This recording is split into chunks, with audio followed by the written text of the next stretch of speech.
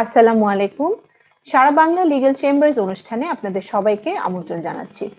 COVID-19 এর এই বৈশ্বিক মহামারীতে আমরা যাদেরকে হারিয়েছি এবং ফ্রন্টলাইনারদের সবার প্রতি দোয়া, শ্রদ্ধা, শুভকামনা আর কৃতজ্ঞতা জানিয়ে শুরু করছি আমাদের আজকের অনুষ্ঠান।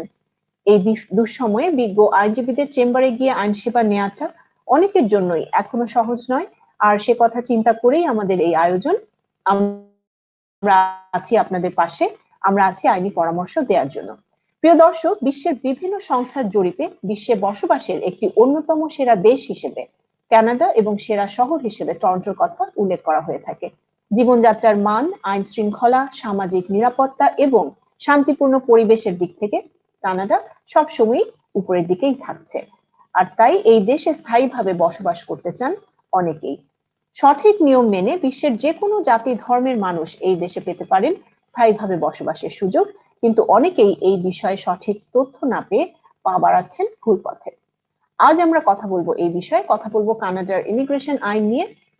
আমাদের সাথে আলোচক হিসেবে আজকে থাকবেন ব্যারিস্টার ফর্মো Sajid Bin Hossain, regulated Canadian immigration consultant, RCI নং 706223, partner Eklara immigration services, advocate, Bangladesh supreme court.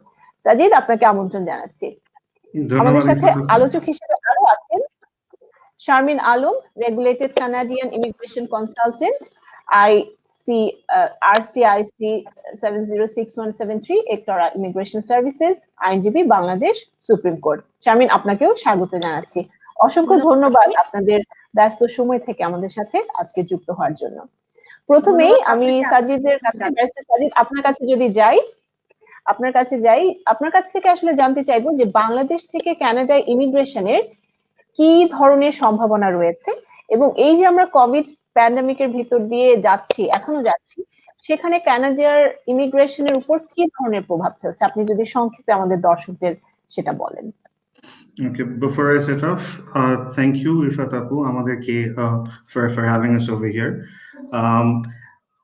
কানাডায় ইমিগ্রেশনে কি ধরনের সম্ভাবনা রয়েছে, ইটস ভেরি ইম্পর্টেন্ট কোয়েশ্চেন। সবচেয়ে উৎসাহজনক ব্যাপার কানাডা ইমিগ্রেশনের ক্ষেত্রে হলো কানাডা গভর্নমেন্ট 2021 থেকে 2023 পর্যন্ত যে ইমিগ্রেশন পলিসিটা করেছে সেটা। আগে যেখানে 2021 সালে কানাডার টার্গেট ছিল 351,000 ইমিগ্রেন্টস নেবে, এখন সেখানে টার্গেট ইনক্রিজ করে ওরা 401,000 ইমিগ্রেন্টস নেবে। 2022 এর জন্য টার্গেটটা হলো 411,000, 2023 এর জন্য টার্গেট ইনক্রিজ করে 421,000। প্রত্যেক বছরই ওরা বেশি বেশি করে মানুষ নেবে, এবং ওদের এইমটা হলো যে এই সময়টাতে ওরা কানাডার এটলিস্ট 1% পপুলেশন সমপরিমাণ ইমিগ্রেন্টস ওরা একসেপ্ট করবে, ওরা ওয়েলকাম করবে। তো বিকজ অফ এই টার্গেট ইনক্রিজ করার কারণে বাংলাদেশ সহ সারা বিশ্ব থেকে কানাডায় ইমিগ্রেট করার সম্ভাবনা অনেক বেড়ে গিয়েছে। কানাডা আরো অনেক ওয়েলকামিং হয়ে আছে, এটা বলা যেতে পারে। আর কিছু ইম্পর্টেন্ট এডিশন ওরা করেছে পলিসিতে, যেমন যারা ফ্রেঞ্চ স্পিকিং তাদের জন্য একটা অ্যাডভান্টেজ রয়েছে, তারা কিছু এক্সট্রা পয়েন্টস পায়। যারা অ্যাসাইলাম সিকার্স তাদের জন্য সুখবর, Canada is committed to welcoming more and more refugees, about 500 refugees over the next 2 years. প্যান্ডেমিকের কারণে যদিও ইমিগ্রেশন পলিসিটা খুব এনকারেজিং, খুব উৎসাহজনক, প্যান্ডেমিকের কারণে একটু ম্লান হয়ে গেছে, কারণ যে ট্রাভেল রেস্ট্রিকশনস দেওয়া হয়েছে, ট্রাভেল রেস্ট্রিকশনস এর কারণে কানাডা যাওয়াটা, কানাডায় এখন যদি আপনার পিআর অ্যাপ্লিকেশন অ্যাকসেপ্টেড হয়েও যায় তবুও কানাডা যাওয়াটা ডিফিকাল্ট। আপনি যদি স্টাডি পারমিট আপনি পেয়েও যান তবুও কানাডা যাওয়াটা ডিফিকাল্ট। একটা লিস্ট, আগে যে লিস্টে ছিল ডেজিগনেটেড লার্নিং ইনস্টিটিউশনস, যেই এডুকেশন ইনস্টিটিউশন গুলো থেকে লেটার অফ অ্যাকসেপ্টেন্স পেলে আপনাকে স্টাডি পারমিট দেওয়া হবে, এই লিস্টটা কানাডা গভর্নমেন্ট প্যান্ডেমিকের কারণে এখন একটু ছোট করে দিয়েছে। ওই লিস্টের বাইরে থেকে কোনো ইনস্টিটিউশনে যদি কেউ পড়তে চায় তাহলে যেতে পারছে না এই মুহূর্তে। তারপর কিছু ট্রাভেল রেস্ট্রিকশনস আছে, যেমন ইদানিংকালে ওরা একটা রেস্ট্রিকশনস করছে যে কানাডা যাওয়ার পর এটলিস্ট 3 দিন কোয়ারেন্টাইনে থাকতে হবে নিজের খরচে, যেটা which would go up to north of $2,000। এগুলো এই ধরনের কিছু সমস্যা আছে। তারপর সবচেয়ে বড় আমার কাছে মনে হয় সবচেয়ে বড় প্রভাবটা পড়েছে, আগে যেখানে 6 মাসের কম কোনো কোর্স করতে স্টাডি পারমিট লাগতো না, এখন কানাডায় প্যান্ডেমিকের কারণে যে কোনো কোর্স করতে, যে কোনো প্রোগ্রামে ভর্তি হয়ে পড়াশোনা করতে স্টাডি পারমিট লাগবে। এই ধরনের প্রভাবগুলো, but in particular travel restrictions গুলো কানাডায় যাওয়ার ক্ষেত্রে একটা প্রতিবন্ধকতা সৃষ্টি করছে, but hopefully after the pandemic this is going to be much better. এতটুকুই বলছি আপাতত। আচ্ছা, অসংখ্য ধন্যবাদ। আমরা অবশ্যই আরো কথা শুনবো। আমি শারমিনের কাছ থেকে জানতে চাইবো যে কানাডায় আসলে সবচেয়ে জনপ্রিয় ইমিগ্রেশন প্রোগ্রাম গুলো বর্তমানে কি কি আছে? আসলে আছে তো অনেকগুলো, বাট যেটা সবচেয়ে জনপ্রিয় এই মুহূর্তে, আদার দেন স্টাডি পারমিট, স্টাডিতে তো স্টুডেন্টরা সবসময় যাবে যতদিন পর্যন্ত ইমিগ্রেশন আছে। স্টাডি ভিসা বা স্টাডি পারমিট হচ্ছে একটা মাধ্যম যে কোনো একটা দেশে যে পার্মানেন্টলি সেটেল ডাউন করার জন্য। আদার দেন দ্যাট 2015 সালে কেনেডিয়ান গভর্নমেন্ট একটা সিস্টেম চালু করে যেটার নাম হচ্ছে এক্সপ্রেস এন্ট্রি। এই এক্সপ্রেস এন্ট্রির আন্ডারে 3টা খুব জনপ্রিয় প্রোগ্রাম আছে, যেগুলো হচ্ছে federal skill worker programme, then federal skill trades programme and Canadian experience class programme, এবং কিছু প্রভিন্সিয়াল নমিনি প্রোগ্রামও এই এক্সপ্রেস এন্ট্রির মাধ্যমে আসে। মানে এক্সপ্রেস এন্ট্রির থ্রুতে প্রভিন্সিয়াল নমিনি প্রোগ্রামগুলো থেকেও অনেকে আইটিএ পেয়ে থাকে, যেটা আমরা বলে থাকি ইনভিটেশন টু অ্যাপ্লাই। এই এগুলো ছাড়া আরও আছে আপনার প্রভিন্সিয়াল নমিনি প্রোগ্রাম, যেটা আলাদাভাবে করা যায় বিসাইড এক্সপ্রেস এন্ট্রি। তারপর হচ্ছে আপনার যদি কোনো ফ্যামিলি মেম্বার থাকে, আপনার স্পাউস যদি থেকে থাকে, আপনার ছেলে যদি কানাডাতে থেকে থাকে, then they can sponsor their family members, which is another very popular one. এটা ছাড়াও ইদানিংকালে বিজনেস মাইগ্রেশনও কিন্তু খুব জনপ্রিয় একটা মাধ্যম হয়ে যাচ্ছে কানাডাতে মাইগ্রেট করার জন্য। এর মধ্যে আছে স্টার্ট আপ ভিসা, এর মধ্যে আছে ওনার অপারেটর এলএমআই। কারেন্টলি এটা খুবই পপুলার একটা মাধ্যম। অনেকেই ওনার অপারেটর এলএমআই নিয়ে ওখানে যাচ্ছেন, 2 বছর ওখানে কাজ করে বা 1 বছর কাজ করে ওনারা দেখা যাচ্ছেন পার্মানেন্ট রেসিডেন্সির জন্য অ্যাপ্লাই করতে পারছেন। সো বর্তমানে এগুলোই খুব জনপ্রিয়, যেগুলো ভিজিটর ভিসা বা স্টাডি পারমিট বলেন, ওয়ার্ক পারমিট বলেন, এগুলোর পাশাপাশি। সো এইগুলোই হচ্ছে আপাতত জনপ্রিয়। অসংখ্য ধন্যবাদ। জনপ্রিয়, রাইট। আচ্ছা, আমাদের সাথে আমরা এই বিষয়ে আরো ডিটেইলে তো জানবোই, কিন্তু আমাদের সাথে বেশ দর্শক আছেন কয়েকজন। মারজানা রাসুল মুক্তি, আমি উনাকে ডেকে নিচ্ছি আমাদের স্টুডিওতে। আচ্ছা, আমার মনে হয় উনি একটু ডিসকানেক্টেড হয়ে গেছেন। আমি অভি খানকে ডেকে নিই যদি। অভি খান, অসংখ্য ধন্যবাদ আমাদের সাথে যুক্ত হওয়ার জন্য। আনমিউট করতে হবে, আনমিউট করে আপনি আপনার প্রশ্নটি করুন। হ্যালো, আসসালামু আলাইকুম সবাইকে। আমি রিসেন্টলি শাহজালাল বিজ্ঞান ও প্রযুক্তি বিশ্ববিদ্যালয় থেকে ইন্ডাস্ট্রিয়াল প্রোডাকশন ইঞ্জিনিয়ারিং বিভাগ থেকে গ্রাজুয়েশন কমপ্লিট করেছি। তো আমি এখন প্রেজেন্ট সিচুয়েশনে মুভ নিতে চাচ্ছি কানাডার দিকে, তো হায়ার স্টাডির জন্য মেইনলি। তো এখন আমার প্রসিডিউর বা স্টেপগুলো কি কি হওয়া উচিত এই রিলেটেড আমার আইডিয়া দরকার ছিল আর কি। আচ্ছা, কে বলবেন? I can take it. যেহেতু আপনি মাত্র পড়াশোনা শেষ করেছেন, আপনি যদি এখন কানাডা যেতে চান, তাহলে আপনি পিআর এর জন্য ডিরেক্টলি অ্যাপ্লাই করাটা আপনার একটু ডিফিকাল্ট হবে, কারণ বেশিরভাগ প্রোগ্রামিং ওয়ার্কারদের জন্য, স্কিল ওয়ার্কারদের জন্য। সুতরাং আপনি যে ফিল্ডে পড়াশোনা করেছেন সেখানে সেই ফিল্ডে কোনো রেলেভেন্ট ওয়ার্ক এক্সপিরিয়েন্স না থাকে, তাহলে ডিরেক্টলি পিআর এর জন্য অ্যাপ্লাই করাটা খুবই ডিফিকাল্ট। আপনার জন্য সবচেয়ে ভালো যে অপশনটা হবে সেটা হলো, আপনি যদি পোস্ট গ্রাজুয়েশনের কোনো প্রোগ্রাম খুঁজে বের করতে পারেন কানাডা, যেটা আপনার জন্য সুটেবল। পোস্ট গ্রাজুয়েশন প্রোগ্রামটা কানাডাতে করাটা খুবই লাভজনক। অনেকগুলো অ্যাডভান্টেজ আছে। এক হলো গিয়ে, আপনি যদি কানাডা গিয়ে পোস্ট গ্রাজুয়েশন করেন, তাহলে পোস্ট গ্রাজুয়েশন ডিগ্রিটার জন্য আপনি কিছু এক্সট্রা পয়েন্টস পাবেন, প্রায় 30 পয়েন্টের মতন পাবেন। কেন, আপনি নিশ্চয়ই জানেন যে কানাডার মাইগ্রেশন প্রসেসটা মেরিট বেসড। আপনাকে আপনার প্রোফাইল অনুযায়ী আপনাকে একটা পয়েন্টস দেওয়া হয়, পয়েন্ট অ্যাসাইন করা হয়, এবং যখন ইনভিটেশন দেওয়া হয়, যখন কল করা হয় অ্যাপ্লাই করার জন্য, তখন যাদের সব পয়েন্ট সবচেয়ে বেশি থাকে তাদেরকেই অ্যাপ্লাই করা হয় একটা পার্টিকুলার কাট অফ পয়েন্টের উপরে।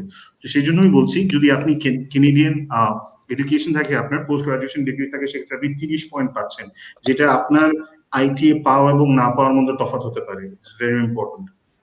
শুধু সেটাই না, কানাডাতে পোস্ট গ্রাজুয়েশন কমপ্লিট করার পর আপনি একটা অটোমেটিক্যালি একটা পোস্ট গ্রাজুয়েশন ওয়ার্ক পারমিট পাবেন। আপনার ডিপেন্ডিং অন হাউ লং, আপনার প্রোগ্রামটা কত লম্বা ছিল সেটার উপর ডিপেন্ড করে আপনি একটা পোস্ট গ্রাজুয়েশন ওয়ার্ক পারমিট পাবেন। এই ওয়ার্ক পারমিটটা আপনার ইজ ইয়োর কি to apply for Canadian permanent residence, because এই ওয়ার্ক পারমিট নিয়ে আপনি যে ওয়ার্ক এক্সপিরিয়েন্সটা কালেক্ট করবেন ওইটা দিয়ে আপনি পরে পিআরের জন্য অ্যাপ্লাই করতে পারেন।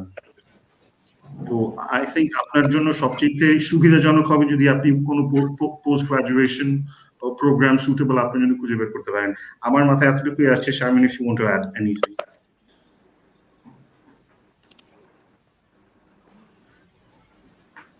অসংখ্য ধন্যবাদ ব্যারিস্টার সাজিদ। অভি, আশা করি আপনার প্রশ্নের উত্তর আপনি পেয়েছেন। আর কোনো কোয়েশ্চেন ছিল? What about the full funding? আমি ফুল ফান্ডিং এর ব্যাপারটা একটু ক্লিয়ার হতে চাচ্ছিলাম। I mean full funding, is it possible properly in Canada? কি ফান্ডিং আবার বলেন? ফুল ফান্ডিং স্কলারশিপের অপশনটা জানতে চাচ্ছি। হ্যাঁ, স্কলারশিপ বা ফান্ডিং এর কোনো বিষয় আছে কিনা, বা কাজ মানে কোনো কাজের স্কোপ আছে কিনা পড়াশোনার খরচ? আচ্ছা, চালানোর দিস ইজ আ জন্য। Very good question. কারণ ইদানিং একটা কিছু স্কলারশিপস তৈরি হচ্ছে যেগুলো সাউথ এশিয়ান স্টুডেন্টদের জন্য খুবই রেলেভেন্ট, খুব অ্যাপ্লিকেবল। স্কলারশিপের ব্যাপারটা আসলে বাকি দেশের ইউনিভার্সিটি গুলো যেরকম কানাডাতেও সেরকম। কিছু স্পেসিফিক স্কলারশিপ থাকে, কিছু স্পেসিফিক ফান্ডস থাকে। ওই স্কলারশিপ গুলোতে কোয়ালিফাই করার জন্য কিছু এলিজিবিলিটি রিকোয়ারমেন্ট আছে। আপনি যদি সেগুলো ফুলফিল করতে পারেন তাহলে আপনি ওই স্কলারশিপ গুলো পাবেন। কিন্তু ফুল ফান্ডিং বলতে আপনি যদি এটা মিন করে থাকেন যে ক্যানাডিয়ান ইউনিভার্সিটিতে গিয়ে ওখানটায় রেজাল্ট ভালো করলে আপনাকে ফুল ফান্ডিং দেবে, সেই স্কোপটা কানাডাতে একটু লিমিটেড। কারণ ওদের ইউনিভার্সিটি ক্ষেত্র বিশেষে ওদের কিছু স্পেসিফিক স্কলারশিপ থাকে। ওই স্কলারশিপের রিকোয়ারমেন্টটা যদি আপনি মিট করেন তাহলে আপনি স্কলারশিপ পাবেন, না হলে স্কলারশিপ পাবেন না। এতটুকু বলতে পারি। ওকে, আমি আমার আনসার পেয়ে গেছি। থ্যাংক ইউ অভি খান আমাদের সাথে থাকার জন্য। আমাদের সাথে আরেকজন দর্শক আছেন, খুবই আমার মনে হয় যে উনার প্রশ্নটাও একই ধারার, বাট উনি বোধহয় প্যারেন্টস এর পার্সপেক্টিভ থেকে জানতে চাইবেন। আমি যুক্ত করে নিচ্ছি আমাদের স্টুডিওতে মারজানা রাসুল মুফতি আপাকে। আপা, আসসালামু আলাইকুম। ওয়ালাইকুম আসসালাম। আনমিউট করতে হবে আপনার মাইক্রোফোনটা। হ্যাঁ, আসসালামু আলাইকুম। ওয়ালাইকুম আসসালাম। জি, আপনার প্রশ্নটি করুন। জি, আমার প্রশ্ন হলো, আমার ছেলে নর্থ সাউথে 3rd ইয়ারে পড়ছে। উচ্চ শিক্ষার জন্য আমরা তাকে কানাডায় পাঠাতে চাই। এক্ষেত্রে আমার এবং আমার ছেলের কি কি প্রিপারেশন নেওয়া প্রয়োজন? অসংখ্য ধন্যবাদ। জি, মানে এই মুহূর্তে ওনার ছেলে 3rd ইয়ারে পড়ছে, যেটা জানতে চাচ্ছেন যে এখন থেকে কি প্রিপারেশনের কোনো দরকার রয়েছে কিনা, থাকলে পরে কি কি ধরনের প্রিপারেশন তাদের নিতে হবে। আমার মনে হয় প্যারেন্টসদেরও তো একটা প্রিপারেশনের ব্যাপার আছে, ফাইন্যান্সিয়াল কিছু কাগজপত্র ডেফিনেটলি। শারমিন, আপনি বোধহয় এটার উত্তর দিতে পারবেন। জি, ধন্যবাদ প্রশ্নটার জন্য। সো আমি প্রথমে স্টুডেন্টকে দিয়ে শুরু করি, যিনি ওখানে যাবেন এবং পড়বেন। ওনাকে প্রথমত যেটা করতে হবে, সাজিদ এর কিছু অংশ অলরেডি উত্তর দিয়ে দিয়েছেন, কিন্তু আমি আরেকটু এলাবোরেটলি বলি যে ওনাকে ফার্স্টে যেটা সিকিউর করতে হবে, একটা অফার লেটার সিকিউর করতে হবে ডেজিগনেটেড লার্নিং ইনস্টিটিউশন। আর প্যান্ডেমিকের কথা মাথায় রেখে আপনাকে এমন একটা ডেজিগনেটেড লার্নিং ইনস্টিটিউট থেকে অফার লেটার নিতে হবে যারা কিনা COVID-19 রেডিনেস প্ল্যান নিয়ে প্রস্তুত আছেন। শুধু তাদের থেকে এই মুহূর্তে অফার লেটার পাওয়া যাবে। এইটা একটা টেম্পোরারি পলিসি, এটা কতদিন পর্যন্ত এক্সিস্ট করে আমরা জানি না। যতদিন প্যান্ডেমিকের সিচুয়েশনটা থাকবে ততদিন পর্যন্তই আমরা ধরে নিচ্ছি সেফটি মেজার হিসেবে এই পন্থা অবলম্বন করে যাবেন তারা। তো আপনি প্রথমে যখন আপনার অফার লেটার সিকিউর করে নেবেন, প্রত্যেকটা বেসড অন আপনি কোন সাবজেক্টে পড়তে চাচ্ছেন, আপনার সাবজেক্টের ডিউরেশন কি, রিকোয়ারমেন্টস কি, ওই সাবজেক্টে এনরোল করার জন্য আপনার IELTS কি দিতে হবে, এই সমস্ত কিছু ডেফিনেটলি ভেরিফাই করার পরেই আপনি অফার লেটারটা পাবেন এবং তারপরে গিয়ে আপনি আপনার ভিসার জন্য অ্যাপ্লাই করতে পারবেন। স্টাডি ভিসার জন্য এবং একই সাথে টেম্পোরারি ভিসার জন্য। স্টাডি পারমিট আর টেম্পোরারি ভিসা এক জিনিস না। একজন স্টুডেন্টকে অবশ্যই তার স্টাডি পারমিটের জন্য যেমন অ্যাপ্লাই করতে হবে এবং একই সাথে টেম্পোরারি ভিসার জন্য অ্যাপ্লাই করতে হবে।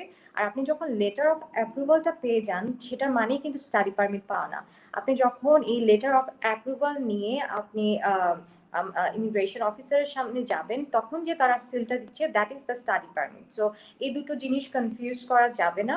সো একটা স্টুডেন্টের জন্য প্রথমত ওনাকে এগুলোই করতে হবে যে নিজে কোন সাবজেক্টে পড়তে চাচ্ছেন, কোন প্রভিন্সে পড়তে চাচ্ছেন, কোন ইউনিভার্সিটিতে পড়তে চাচ্ছেন, তাদের রিকোয়ারমেন্ট কি, ওগুলো মিট আপ করার পর একটা অফার লেটার সিকিউর করা। আর যেটা অ্যাজ এ প্যারেন্টস আপনাদের যেটা করতে হবে আপনার ছেলের ডিসিশনের উপর যে কোন কলেজ বা ইউনিভার্সিটিতে সে পড়তে চায়, কোন সাবজেক্টের উপর, সেই সাবজেক্টের ডিউরেশন কত দিনের, টিউশন ফি, সেই অনুযায়ী আপনাকে তার টিউশন ফিটা সম্পূর্ণরূপে দেখাতে হবে। তার কোর্সটা যদি 4 বছরের হয় আপনাকে সম্পূর্ণ 4 বছরের টিউশন ফি দেখাতে হবে। এটা হচ্ছে one of the requirement to get a positive visa. এবং শুধু তাই না, উনি যে প্রভিন্সে থাকবেন সেই প্রভিন্সের লিভিং এক্সপেন্স কত সেটার উপর বেস করে আপনাকে যে আপনার ছেলে স্টুডেন্ট ওখানে গিয়ে লিভিং এক্সপেন্স কমপ্লিটলি বেয়ার করতে পারবে এটাও প্রুফ করতে হবে। যদিও তারা 20 আওয়ার্সের একটা ওয়ার্ক পারমিট পাবে কিন্তু ওটার উপর আসলে ডিপেন্ড করে ওরা ভিসা প্রসেসটা করবে না। তারা দেখবে যে আপনি সম্পূর্ণভাবে প্রস্তুত আছেন টিউশন ফি দেওয়ার জন্য এবং লিভিং এক্সপেন্স দেওয়ার জন্য। সো এই জিনিসগুলো আসলে আপনি অ্যাজ এ প্যারেন্টস আপনাকে সিকিউর করতে হবে আর অ্যাজ এ স্টুডেন্ট তাকে সিকিউর করতে হবে যে সে একটা অফার লেটার কোন একটা ইউনিভার্সিটি বা কলেজ থেকে পাক। বা আমি আরেকটা জিনিস একটু অ্যাড করব যে আমাদের দেশ থেকে অনেকেই অনেক সময় কানাডার কলেজগুলোতে অ্যাপ্লাই করে। আমার যতটুকু আমি দেখেছি আমার এক্সপিরিয়েন্সে বলবো যে it's better to apply for universities rather than colleges. কেন অনেক সময় দেখা যায় এমন যে না হয় সবসময় তা না কিন্তু বেশিরভাগ ক্ষেত্রে দেখা যায় যে কলেজের ক্ষেত্রে আপনি অফার লেটারটা ঠিকই পাবেন কিন্তু ভিসা প্রসেস হয় না, অনেক সময় ভিসা রিজেক্টেড হয়ে যায়। সো সেফ সাইডে থাকার জন্য আমি বলবো একটা স্টুডেন্টকে ইউনিভার্সিটি টার্গেট করার জন্য। আশা করি আমি আপনার প্রশ্নের উত্তরটা গুলো দিতে পেরেছি। আমি একটা ছোট্ট জিনিস অ্যাড করবো, একটা ছোট্ট ইনফরমেশন। শারমিন যেটা বললো যে ভিসা পাওয়ার ক্ষেত্রে স্টাডি পারমিট এবং স্টাডি পারমিটটা পাওয়ার জন্য আপনাকে পুরো প্রোগ্রামটা টিউশন ফি এবং ওই যতদিন থাকবেন ততদিনে লিভিং এক্সপেন্সে দেখাতে হবে। বাংলাদেশের পরিপ্রেক্ষিতে এই ফান্ডটা আপনার লিকুইড ফান্ড হিসেবে দেখাতে হবে। আপনি অনেকের মাথায় থাকতে পারে যে আমার কিছু ইনভেস্টমেন্ট আছে অথবা সঞ্চয়পত্র আছে অথবা আমার জমি জমা আছে, এগুলোর ভ্যালু দেখালে হবে কিনা, এগুলোর ভ্যালু আসলে ওরা একসেপ্ট করে না। আপনার ফান্ডটা একটা লিকুইড ফান্ড অবস্থা থাকতে হবে, ইদার আপনার ব্যাংকে অ্যামাউন্টে থাকতে হবে অথবা একটা এফডিআর করে থাকা লাগবে। মোট কথা এমন একটা উপায় দেখাতে হবে যে আপনি চাইলেই ফান্ডটা অ্যাক্সেস করতে পারেন। জমিতে দেখালে হবে না, কারণ জমি ফান্ড আপনি অ্যাক্সেস করতে পারছেন না, ওই ফান্ডটা নিতে হলে আপনাকে জমি বিক্রি করতে হবে।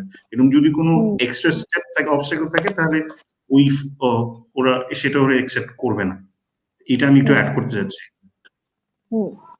হ্যাঁ, ফর এক্সাম্পল আপনার যদি কোনো এরকম থাকে যে regular source of earnings, for example আপনার কিছু ফ্ল্যাটস আছে যেগুলো কিনা আপনি রেন্ট দিয়েছেন, সেটার কাগজপত্র দেখাতে পারে, বিকজ এটা আপনার regular every month you are earning that, তাই না? সেই অ্যামাউন্টটা, মানে মোট কথা ব্যাংকে আছে ওরকম ক্যাশ একটা অ্যামাউন্ট দেখাতে হবে। আপনি যখন ডকুমেন্টস দিবেন মানে প্রুফ অফ ফিনান্সের যখন ডকুমেন্টস দিবেন আপনি কিন্তু ইউজুয়ালি আমরা যেটা করে থাকি যে ব্যাংক স্টেটমেন্টটাই দিই, 3 মাসের 6 মাসের একটা ব্যাংক স্টেটমেন্ট দিয়ে থাকি, তাই তো? সো এক্ষেত্রে কয় মাসের দেখাতে হয় শারমিন? খুব 3 মাস মিনিমাম, বাট ইটস বেটার 6 মাস। মানে ক্রেডিবিলিটিটা বাড়ানোর জন্য আমি সবসময় বলি 6 মাসের ব্যাংক স্টেটমেন্টটা দেখাতে। ওরা তাহলে এটা কি অনেক সময় হয় কি দেখা যায় হঠাৎ করে ব্যাংক অ্যাকাউন্টে টাকা আসলো, যতটুকু দরকার ততটুকুই আসলো কিন্তু ভিসা রিজেক্ট হয়ে যাচ্ছে। কেন হচ্ছে? তাদের কাছে মনে হয় ওই যে ক্যাশ ফ্লো বা যেটাই বলেন না কেন সেটা খুব মানে রেগুলার না। অল অফ এ সাডেন আপনার অ্যাকাউন্টে একটা লার্জ অ্যামাউন্ট অফ মানি ঢুকছে, তখন সেটা ওদের সন্দেহ ক্রিয়েট করে যে এটা হয়তো এখন ভিসাটা পাওয়ার জন্য এই টাকাটা রাখা হচ্ছে, কিন্তু ভিসাটা পাওয়ার পর টাকাটা তুলে ফেলা হবে। এই জন্য ক্রেডিবিলিটি ক্রিয়েট করার জন্য আমি সাজেস্ট করি 6 মাস রাখার জন্য, যদি একেবারেই অসম্ভব হয় তাহলে অ্যাটলিস্ট 3 মাস রাখার জন্য। আরেকটা অল্টারনেটিভ আছে, আরেকটা অল্টারনেটিভ হলো যেই টাকাটা আপনি দেখাচ্ছেন ওইটা স্টুডেন্টের নামে একটা এফডিআর করে রাখতে পারেন, তাহলে সময়টা কম ম্যাটার করবে। এটা আরেকটা উপায়। আচ্ছা, ঠিক আছে। অসংখ্য ধন্যবাদ মার্জিনা থ্যাংক ইউ। আপা। আচ্ছা, থ্যাংক ইউ। আচ্ছা, আমাদের সাথে আরেকজন দর্শক আছে। আমাদের কমেন্ট বক্সেও বেশ কিছু কোয়েশ্চেন দেখতে পাচ্ছি, ওগুলো আমরা পরে নিচ্ছি। আমরা বরং আগে যে দর্শক আমাদের সাথে আছেন আমরা তাকে ডেকে নিচ্ছি। যুক্ত করছি আমাদের স্টুডিওতে শম্পা নূর। শম্পা, আসসালামু আলাইকুম। আনমিউট করতে হবে শম্পা। হ্যাঁ, হয়েছে। না, আনমিউট হয়নি, আবার মিউট হয়ে গিয়েছে। ঠিক আছে, এখন ঠিক আছে। হ্যাঁ, ওকে, জি, আপনার প্রশ্নটি করুন। ধন্যবাদ ইফাত আমাকে সুযোগ দেওয়ার জন্য। আমি শম্পা নূর। আমি এবং আমার হাজবেন্ড দুজনেই প্রাইভেট কোম্পানিতে জব করছি। দুজনেরই 10 বছরের উপরে জব এক্সপিরিয়েন্স আমাদের আছে। আমাদের বয়স হচ্ছে 40+। আমাদের দুটি বাচ্চাও আছে, দুটো ছেলে। এই অবস্থায় আমি যদি স্থায়ীভাবে কানাডাতে বসবাস করার জন্য অ্যাপ্লাই করতে চাই, মাননীয় অতিথিদের কাছে আমার আজকের প্রশ্ন যে আমাকে মানে কোন ক্যাটাগরিতে আমাকে অ্যাপ্লাই করতে হবে, কোন প্রোগ্রামের জন্য আমাকে অ্যাপ্লাই করতে হবে, আর আমাকে কি আইএলটিএস করতেই হবে, এরকম কোনো বাধ্যবাধকতা আছে? রাইট। সাজিদ, এটা খুবই ইন্টারেস্টিং একটা প্রশ্ন যে আইএলটিএস কি আমাকে করতে হবেই কিনা। I am really sorry to disappoint you, কিন্তু রাইট, আমি যেটা বলতে চাচ্ছিলাম যে when you are above 40, like অনেকেরই ওই পড়াশোনা করার ওই পরীক্ষা দেওয়ার ব্যাপারগুলোতে একটু অনাগ্রহ দেখা যায়। হ্যাঁ, যে শুধু সেই কাজ কারণেই না, করতে আমাদের দেশে কিন্তু আইএলটিএস মানুষ অনেকটা জমের মতন ভয় পায়। যারা দেয়নি বিশেষ করে কখনো আইএলটিএস, তারা আইএলটিএসটা খুবই ভয় পায়। আনফরচুনেটলি কানাডা যেতে হলে একটা ল্যাঙ্গুয়েজ টেস্ট দেওয়া লাগবে, ইদার আইএলটিএস দেওয়া লাগবে অথবা আপনি যদি ফ্রেঞ্চ জানেন তাহলে ফ্রেঞ্চ ল্যাঙ্গুয়েজ টেস্ট দেওয়া লাগবে। ল্যাঙ্গুয়েজ টেস্ট ছাড়া কানাডা যাওয়াটা মোটামুটি অসম্ভব। তবে সুখবরটা হচ্ছে আইএলটিএস মানুষ যতখানি ভয় পায়, আইএলটিএস আসলে এত কঠিন জিনিস না। এটা একটা স্কিলস বেসড টেস্ট, এটা একটু প্র্যাকটিস করলে অনেক ভালো করতে পারে। আর আপনার মূল প্রশ্নটাতে আমি একটু অ্যাড্রেস করি। এই যে ইনফরমেশন গুলো আপনি দিয়েছেন যে আপনার বয়স এবং আপনার ওয়ার্ক এক্সপিরিয়েন্স, শুধু এই ইনফরমেশনের উপর বেস করে এটা বলা যে আপনি কোন ইমিগ্রেশন প্রোগ্রামের জন্য সুটেবল, এটা খুবই ডিফিকাল্ট। আমাদের আরো বেশ অনেক ইনফরমেশন লাগে। আমরা ইউজুয়ালি একটা লম্বা 3 পেজের অ্যাসেসমেন্ট ফর্ম দেই, ওটা ফিল করার পর ওই ইনফরমেশনের উপর বেস করে আমরা ডিসাইড করি, কারণ অনেক নমিনেশন, অনেক প্রোগ্রাম আছে, ইমিগ্রেশন প্রোগ্রাম আছে, কতগুলো ফেডারেল, কতগুলো প্রভিন্সিয়াল। তো কোনটাতে আপনি সুটেবল হবেন এটা শুধুমাত্র বয়স এবং ওয়ার্ক এক্সপিরিয়েন্সের উপর বেস করে বলা যাবে না। তবে আমি যেটা বলতে পারি যে 10 বছরের ওয়ার্ক এক্সপিরিয়েন্স এটা আপনার জন্য একটা পজিটিভ, একটা বেনিফিট। কারণ অনেকেরই 3 বছর, আপনি যদিও ম্যাক্সিমাম 3 বছরের জন্য পাবেন, কিন্তু 10 বছর ওয়ার্ক এক্সপিরিয়েন্স থাকাটা আপনার জন্য একটা বেনিফিট। আপনার জন্য যেটা ডিসঅ্যাডভান্টেজ সেটা হলো গিয়ে বয়সটা, কারণ কানাডাতে ওরা যখন পয়েন্টটা ক্যালকুলেট করে 30-এর পর থেকে প্রত্যেক বছর 5 পয়েন্ট করে কমতে থাকে। তো এই জন্য যাদের বয়সটা একটু বেশি তারা একটা সিগনিফিকেন্ট ডিসঅ্যাডভান্টেজে থাকে, কিন্তু এটা ফেডারেল প্রোগ্রামগুলোর জন্য। আপনার অকুপেশন, আপনার ওয়ার্ক এক্সপিরিয়েন্সের উপর ডিপেন্ড করে আপনি কিন্তু কোনো একটা প্রভিন্সিয়াল ইমিগ্রেশন প্রোগ্রামের জন্য অ্যাপ্লাই করতে পারেন। কোনটাতে করবেন এটা এক্সামিন করে আমাদের ইনফরমেশন লাগবে এটা বলার জন্য। আমি আরেকটু অ্যাড করি এই জায়গায় যে পয়েন্ট বাড়ানো। যখন আপনারা চিন্তা করছেন যে আপনারা পুরো ফ্যামিলি সহই যাচ্ছেন, সো একজনের উপর সম্পূর্ণ দায়িত্বটা না নিয়ে, রেসপন্সিবিলিটি না নিয়ে পয়েন্ট বাড়ানো, সিন্স যদি আপনি ফেডারেল স্কিল মাইগ্রেশনের কথা চিন্তা করেন বা ইভেন অনেক প্রভিন্সিয়াল নমিনি প্রোগ্রামের আন্ডারেও, তাহলে সেক্ষেত্রে আমি বলবো যে আইএলস যখন দিবেন তখন আপনি এবং আপনার পার্টনার দুজনই আইএলসটা দিবেন, ল্যাঙ্গুয়েজ টেস্টটা, এবং আপনাদের যে এডুকেশনাল ক্রেডেনশিয়ালস গুলো অ্যাসেস করতে হয় সেক্ষেত্রে দুজনেরটাই করবেন। তাতে কি হবে যে যেহেতু বয়সের কারণে একটা ডিসঅ্যাডভান্টেজ আছে, এই জিনিসগুলো হয়তো কিছুটা হেল্প করবে আপনাদের পয়েন্টস গুলো বাড়াতে। সো যখন এ ধরনের মানে আপনারা চিন্তা করবেন যে ফ্যামিলি ওয়াইজ আমরা অ্যাপ্লাই করব, একজন তো আপনারা প্রিন্সিপাল অ্যাপ্লিকেন্ট হবেন, কিন্তু সেকেন্ডারি অ্যাপ্লিকেন্ট থেকেও কিছু পয়েন্টস আসার, খুব বেশি না হলেও কিছু পয়েন্টস আসার অপরচুনিটিস আছে। সো আপনারা দুজনই সেই অ্যাটেম্পটস গুলো একসাথে নেবেন। দুজনেই আইএলটিএস করলে সুবিধা হয়, তাই তো? জি, কারণ মানে স্পাউসের ক্ষেত্রে এই 2-3টা জায়গা আছে যেখান থেকে একজন সেকেন্ডারি অ্যাপ্লিকেন্ট প্রিন্সিপাল অ্যাপ্লিকেন্টকে হেল্প করতে পারে পয়েন্টস বাড়ানোর জন্য। সেগুলোই হচ্ছে যে আপনার এডুকেশনাল ব্যাকগ্রাউন্ড, যেটা আপনাদেরকে অ্যাসেস করে আসতে হবে কিছু অথরাইজড ইনস্টিটিউশন থেকে, এবং ল্যাঙ্গুয়েজ টেস্ট, সেটা ইংলিশ হোক ফ্রেঞ্চ হোক যেটাই হোক, দোনোজনই যদি অ্যাটেম্প্ট নেয় এবং দোনোজনের স্কোরটাই যদি কম্বাইন্ড হয় সেক্ষেত্রে পয়েন্টস কিছুটা আরো বাড়ে, বেড়ে যায়। আচ্ছা, আমার আরেকটা কোশ্চেন ছিল, সেটা হচ্ছে যে ওখানে কানাডাতে যদি ব্লাড রিলেশন কোনো রিলেটিভ থাকে, হ্যাঁ, সেক্ষেত্রে স্পন্সরের ক্ষেত্রে আমি কি বাড়তি কোনো সুবিধা পেতে পারি এটার জন্য? আপনার যদি ইমিডিয়েট রিলেটিভস থাকে, ইমিডিয়েট রিলেটিভ বলতে আপনার বোন, আপনার বাবা মা, বা আপনার পার্টনারের ভাই বোন বা তাদের বাবা মা, সেক্ষেত্রে আপনারা একটা পয়েন্টস পাবেন, একটা 15 পয়েন্টস, যেটা একটা ভালো মানে ওদিকে একটা পয়েন্ট পাওয়ার অপরচুনিটি আছে। বাট সেটা হতে হবে আপনার একদম ইমিডিয়েট কিন, মানে আপনার রিলেটিভস ফ্রেন্ডস এরকম হলে হবে না। আচ্ছা আচ্ছা, একদম ব্লাড রিলেশন ভাই যেমন আছে, তো ওটা আমার জন্য বাড়তি একটু পয়েন্ট আমার জন্য যুক্ত হবে, তাই তো? জি জি জি। ওকে, থ্যাংক ইউ, অনেক ধন্যবাদ, অনেক প্রশ্ন জানতে পারলাম। অসংখ্য ধন্যবাদ শম্পা আমাদের সাথে থাকার জন্য। Thank you. রাইট, আমরা একটু কমেন্ট বক্স থেকে ঘুরে আসি, ওখানে আমাদের অনেক কোয়েশ্চেন জমা হয়েছে। আচ্ছা, প্রথমে আমি একটু ওনাকে বলি, কারণ আমাদের আলোচনা যেহেতু আরো চলবে। গ্যাব্রিয়েল মিঠু উনি বলছেন আই এম ইন্টারেস্টেড, এবং তারপর বলছেন প্লিজ কল মি। ভাইয়া, এখানে আসলে আমাদের আপনাকে কল করার কোনো উপায় নাই। আপনার যদি কোনো প্রশ্ন থাকে তাহলে আপনি কমেন্ট বক্সে আমাদেরকে প্রশ্নটা করবেন, আমরা আপনার সেই প্রশ্নের উত্তর দেওয়ার চেষ্টা করব। আচ্ছা, তারপর এখানে যুক্ত হয়েছে মারুফা খানম, উনি বলছে I am a single mother, I have a son who is 9 years old. If I apply for immigration, do I need to take permission from his father? এটার উত্তর কে দিবে? শারমিন?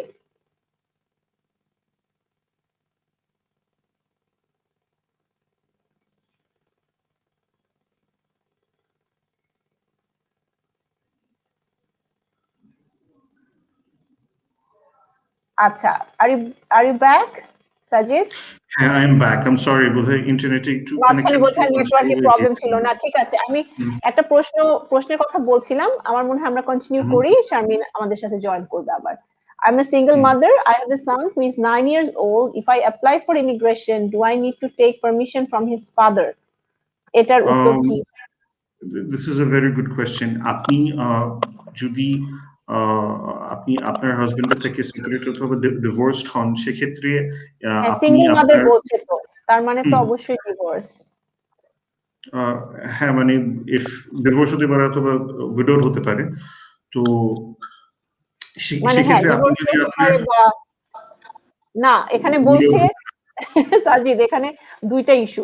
এক হচ্ছে বলছে যে তার ফাদারের কাছ থেকে পারমিশন নিতে হবে কিনা, তার মানে ফাদার বেঁচে আছে, আর সিঙ্গেল মাদার মানে বুঝতে হচ্ছে either separated or divorce. So তো এখানে নিতে হবে। যদি আপনার বাচ্চা মাইনর হয় এবং আপনার এক্স হাজবেন্ড এক্স পার্টনার আপনার সাথে এক্স স্পাউস আপনার অ্যাকম্পানি না করে কানাডাতে, তাহলে আপনার কাস্টাডি ডকুমেন্টস গুলো, যে লিগ্যাল কাস্টাডি ডকুমেন্টস আছে সেটা সাবমিট করতে হবে, এবং সাথে একটা letter of authorisation from your x spouse, এটাও সাবমিট করতে হবে। দুটো সাবমিট করাই, ওরা আসলে দুটোই চায়, যে কাস্টাডি আপনার কাছে আছে কিনা এবং আপনার স্পাউস এক্স স্পাউস অথরাইজ করছে কিনা আপনাকে মাইনর বাচ্চাটাকে নিয়ে যেতে। যদি কাস্টাডি আপনার কাছে না থাকে তাহলে সেক্ষেত্রে যার কাছে কাস্টাডি আছে তার থেকে একটা লেটার অফ অথরাইজেশন লাগবে। যদি আপনার এক্স হাজবেন্ডের কাছে কাস্টাডি থাকে তাহলে তার থেকে একটা লেটার অফ অথরাইজেশন নিতে হবে এবং তার কাস্টাডি ডকুমেন্টস গুলো সাবমিট করতে হবে। আমি এখানে একটু অ্যাড করি। আপনি আপনার প্রশ্নটা দেখে যেটা বুঝতে পারছি যে আপনার ছেলে 9 বছর বয়স এবং সে আপনার সাথেই থাকছে। সো এই ক্ষেত্রে যেটা হয় সাধারণত দেখা যায় দুইটা প্রসেস আছে আপনার জন্য। এক হচ্ছে যেটা সাজিদ মেনশন করলো যে আপনার কাস্টাডি রিলেটেড এবং অথরাইজেশন, মানে আপনার এক্স হাজবেন্ড অথরাইজ করছে কিনা, পারমিশন দিচ্ছে কিনা, যেটা আপনি জানতে চেয়েছেন। আর আরেকটা হয় এই ক্ষেত্রে সাধারণত যেটা হয় অনেক ধরনের এগুলা ফ্যামিলি ডিসপিউট, তো এখানে দেখা যায় অনেক সময় কোঅপারেটিভ হতে চায় না এক্স হাজবেন্ড, এরা হতে চায় না। তো সেই ক্ষেত্রে আপনি কোর্টে আসলে অ্যাপ্লাই করে আপনার বাচ্চার কাস্টাডিয়ানশিপের জন্য আপনি কোর্টে অ্যাপ্লাই করতে পারেন, গার্ডিয়ানশিপের জন্য অ্যাপ্লাই করতে পারেন। কোর্ট থেকেও আপনি কিন্তু একটা রায় নিয়ে নিতে পারেন আপনার ফেভারে যে আপনি বাইরে যেতে চাচ্ছেন এবং আপনার বাচ্চা যেন আপনার সাথে যায়। সেক্ষেত্রে কোর্টকে আবার আপনাকে কনভিন্স করতে হবে যে বাবার সাথে যেন ছেলের রেগুলার কন্ট্যাক্টটা থাকে, এই ধরনের কিছু ব্যাপার রয়েছে। তো সেই ক্ষেত্রে আপনি অবশ্যই একজন লয়ারের পরামর্শ নেবেন। আর যদি আপনার এক্স হাজবেন্ড কোঅপারেটিভ হয়ে থাকে তাহলে তো এটা সবচেয়ে সহজ উপায় যে আপনি তার থেকে একটা কনসেন্ট লেটার নিয়ে নিচ্ছেন, আর কাস্টাডি যে আপনার কাছে আছে সেই বিষয়ে আপনাদের মধ্যে একটা কন্ট্রাক্ট থাকতে পারে, সেটাও আপনারা শো করতে পারেন। আচ্ছা, আমি পরবর্তী আরেকটা প্রশ্ন নিয়ে নিই। আমি একটু অ্যাড করতে চাই জাস্ট ইনফরমেশনটা ক্লারিফাই করার জন্য। বাংলাদেশে সচরাচর ডিভোর্স হয়ে গেলেও সবাই কাস্টাডির জন্য কোর্টের কাছে যায় না, হয় একটা এগ্রিমেন্ট করে নেন না হলে একটা ভার্বাল এগ্রিমেন্ট থাকে। কিন্তু কানাডাতে অ্যাডমিশন নেওয়ার জন্য কিন্তু এই ভার্বাল এগ্রিমেন্ট থাকলেও দে রিকোয়ার কাস্টাডি ডিক্রি, তো সেটার জন্য আপনাকে কোর্টে যেতে হবেই। ও, কোর্টে যেতেই হবে, নিতে হবেই। যদি কাস্টাডিটা এগ্রিড হয়, মানে মিউচুয়াল হয়, তাহলে কোর্ট থেকে ডিক্রি পাওয়াটা সহজ হয়।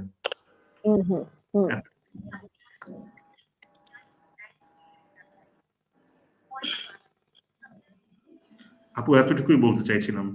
আচ্ছা, অ্যাডমিশন নেওয়ার জন্য ভার্বাল এগ্রিমেন্ট থাকলেও দে রিকোয়ার কাস্টাডি।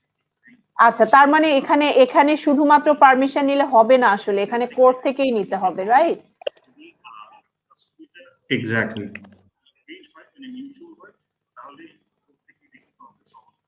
রাইট। আচ্ছা,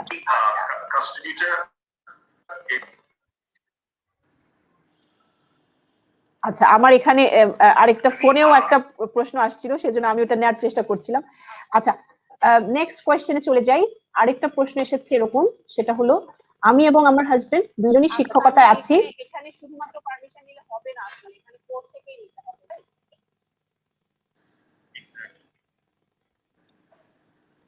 সাজিদ, আমাকে শোনা যাচ্ছে? শোনা যাচ্ছে, কিন্তু একটা ল্যাগ আছে। একো হচ্ছে না কোথাও? একো হচ্ছে না, ল্যাগ হচ্ছে। আমি কথা বলার কিছুক্ষণ পর তারপর আওয়াজ যাচ্ছে। আচ্ছা, ঠিক আছে, আমার মনে হয় এখন আর হয়তো শোনা যাবে না। আচ্ছা, ফারহানা হক বলছেন যে আমি এবং আমার হাজবেন্ড দুইজনই শিক্ষকতায় আছি। আমার 35 প্লাস এবং আমার হাজবেন্ড 40 প্লাস এইজের কথা বলছেন, এবং আমার দুজন ছেলে আছে। আমাদের পুরো পরিবার যদি কানাডায় মাইগ্রেট করতে চাই তাহলে কতটুকু স্কোপ আছে? আচ্ছা, আমি এটা উত্তর দেই। শিওর।